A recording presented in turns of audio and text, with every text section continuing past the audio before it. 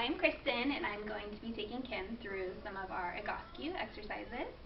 I'm going to have you first do the hip crossover stretch. Go ahead and lay on your back. Your knees are going to be bent up, toes pointed forward. Bring your feet in a little bit so they're hip width apart. Good. And then from there, you're going to cross one leg over onto your knee and gently palms down. And then gently roll to your left side until your foot hits the ground. Good. This is going to be at 90 degrees here.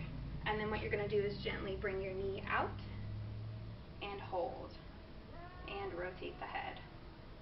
After a minute, we'll switch sides, and you can go ahead and roll back up to neutral and drop the legs down. That is the hip crossover stretch. Now we'll go into the crocodile. I'm going to have your legs straight. You're going to flex your toes up towards you so you feel your legs tightening. Go ahead and keep those palms down. And you're going to cross your right ankle over the left so your toes and heel is aligned right on top there. Good. You're going to keep that position there, and you're going to lift your pelvis up off the ground, keeping your quads nice and tight, and rotate. So keep this on the ground. Go ahead and start back down. Yeah. And roll onto this hip here. Good. Squeezing through the quads and the glutes. You are getting some spinal rotation as well as extension in your knees. And you'll hold this for a minute, only rotating as far as you can, keeping your knees stacked together. And then you'll roll back down and switch sides. That is the crocodile stretch.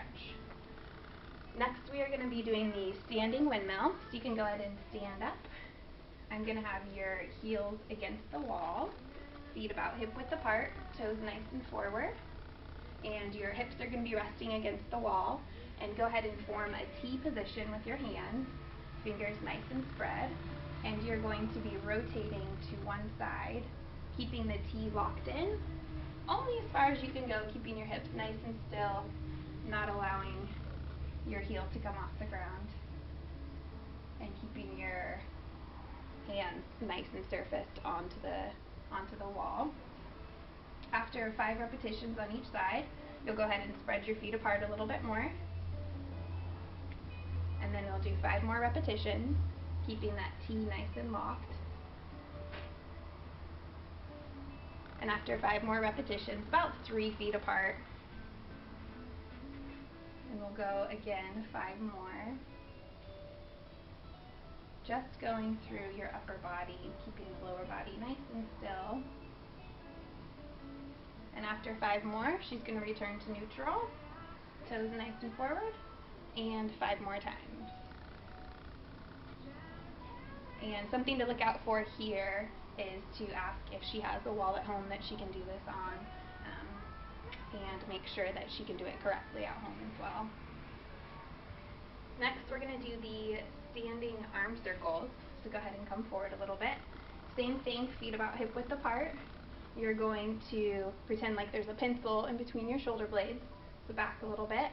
You're going to create a nice little, what we call the golfer's grip, and then go ahead and bring your arms up to a T, and you're going to go ahead and circle forward with the arms, pretending like there's a dinner plate, like a 6-inch dinner plate. Go ahead and speed up a little bit, keeping the shoulder blades pinched back.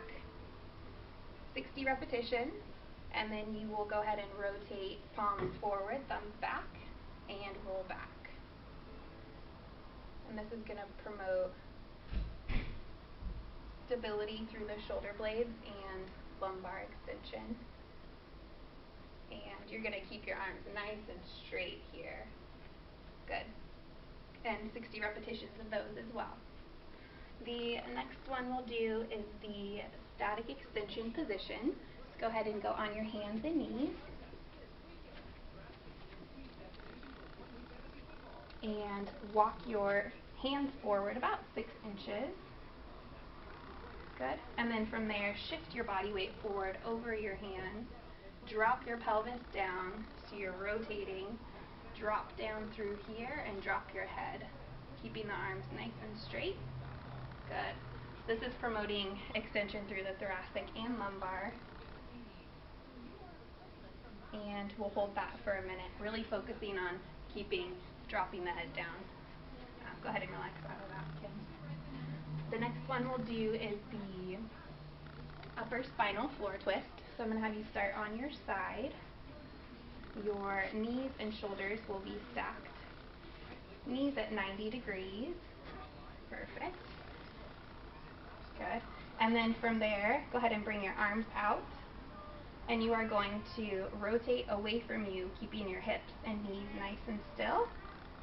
And look the other direction. And then you could also place your right hand on your knee just to help keep that there. Good. And we'll hold that for 1 minute, and then I'll have her go ahead and roll the arm back in, roll back to the back, and switch sides. A minute on each side. You don't have to worry about doing that side. The next one we'll do is the assisted hip lift. So I'm going to have Kim back up against the wall, feet against the wall actually, and then as close as you can to the wall without feeling like your tailbone is shifting up off the wall. A little bit further out. I'm gonna have your knees at 90 degrees. And from here, like the hip twist, I'm going to have her cross one leg over the top. Good. And then from there, she's going to concentrate on pushing her right knee into the wall and relaxing the upper body. Hold this here for 1 minute and then switch sides. Make sure that when they do come up into this position, their tailbone isn't and their hips aren't coming off the wall, which I would probably have you scooch out just a hair. One. Does that feel better? Mm-hmm. Yeah. Hold for a minute on each side, and that is the assisted hip lift. Next, we're going to go into the down dog. So I'm going to have you on your hands and knees again. Good. Shoulders under the wrists, and then from there, go ahead and pull your toes in towards you. There we go. And she is going to lift her knees up off the mat and fully push away. Good. Really lock out those knees and push your back into the ground. This is one of Kim's favorites. So what you're looking for here is a nice wrist, elbow, shoulder, and hip line here.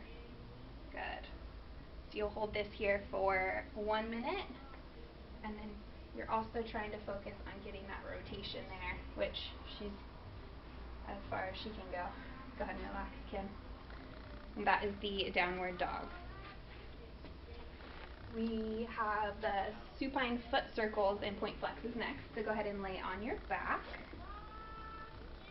You're going to straighten out one leg, toes pointed or flexed up towards you, so you're feeling a little bit of tightness in through that lower leg.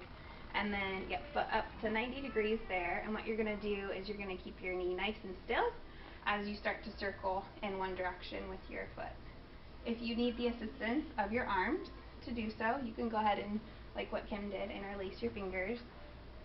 And you're going to go 20 and then 20 in the other direction.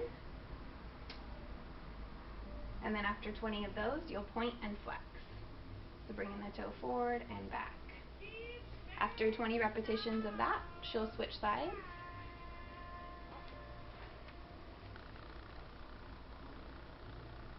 And the last one we will do is the air bench. So go ahead and stand up for me. I'm going to have your back against the wall. And you are going to walk your feet out, bring your feet in a little bit more. So your feet are going to be knee and hip width apart. And then you're going to start to come down. Keeping your low back nice and flat against the wall there, pressing through the heels a little bit, shoulders nice and relaxed, and she will maintain this position for 2 minutes. Good job, Kim.